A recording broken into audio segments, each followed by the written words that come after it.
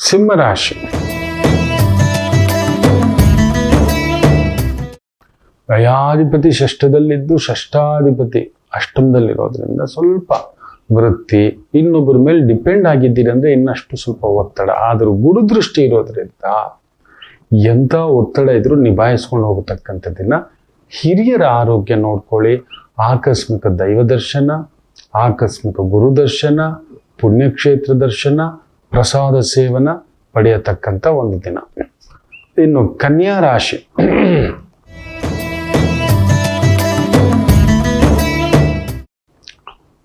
ಚಂದ್ರ ವಿಶೇಷವಾಗಿ ಲಾಭಾಧಿಪತಿ ಪಂಚಮದಲ್ಲಿದ್ದಾನೆ. ಅದು ಶ್ರವಣ ನಕ್ಷತ್ರದಲ್ಲೇ ಇದ್ದಾನೆ, ತನ್ನ ಸ್ವಂತ ನಕ್ಷತ್ರದಲ್ಲಿದ್ದಾನೆ, ಶ್ರೀನಿವಾಸದ ಪ್ರಭಾವದಲ್ಲಿದ್ದಾನೆ. ಚೆನ್ನಾಗಿದೆ. ಪೂಜೆ ಪುನಸ್ಕಾರ, ಹೋಮ ಹವನ ಯಜ್ಞ ಯಾಗ, ಆಕಸ್ಮಿಕ ಪುಣ್ಯಕ್ಷೇತ್ರ ದರ್ಶನಕ್ಕೆ ಹೋಗಿ ಬರ್ತಕ್ಕಂಥ ಯೋಗ, ಪ್ರಸಾದ ನಿಮ್ಮನ್ನು ಹುಡ್ಕೊಂಡು ಬರ್ತಕ್ಕಂಥದ್ದು, ವೃತ್ತಿಯಲ್ಲಿ ಒಂದು ಒಳ್ಳೆ ಹೆಸರು ಪಡೆಯತಕ್ಕಂಥ ಒಂದು ದಿನ. ತುಲಾ ರಾಶಿ. ದಶಮೇ ಸುಖಸ್ಥಾನಂ. ಚೆನ್ನಾಗಿದೆ. ತಾಯಿಯ ಸಹಕಾರ. ವೃತ್ತಿಯಲ್ಲಿ ಏನಾದರೂ ಬದಲಾವಣೆ ಮಾಡ್ಕೋಬೇಕು, ವ್ಯವಹಾರದಲ್ಲಿ ಏನಾದರೂ ಬದಲಾವಣೆ ಮಾಡ್ಕೋಬೇಕು, ಉದ್ಯೋಗದಲ್ಲಿ ಏನಾದರೂ ಬದಲಾವಣೆ ಮಾಡ್ಕೋಬೇಕು.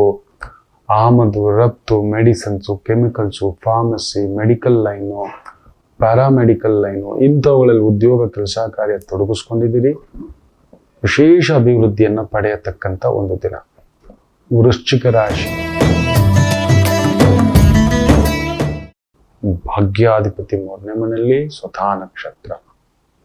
ಹೈನುಗಾರಿಕೆ, ತೋಟಗಾರಿಕೆ, ನರ್ಸರಿ, ಟ್ರಾವೆಲ್ಸು, ಕಲೆ, ಆನಂದ, ರಾಜಕೀಯ, ಇಂಥವುಗಳಲ್ಲಿ ವೃತ್ತಿ ಉದ್ಯೋಗ ತೊಡಗಿಸ್ಕೊಂಡಿರೋರಿಗೆ ವಿಶೇಷ ಅಭಿವೃದ್ಧಿಯನ್ನು ಪಡೆಯತಕ್ಕಂಥ ಒಂದು ದಿನ.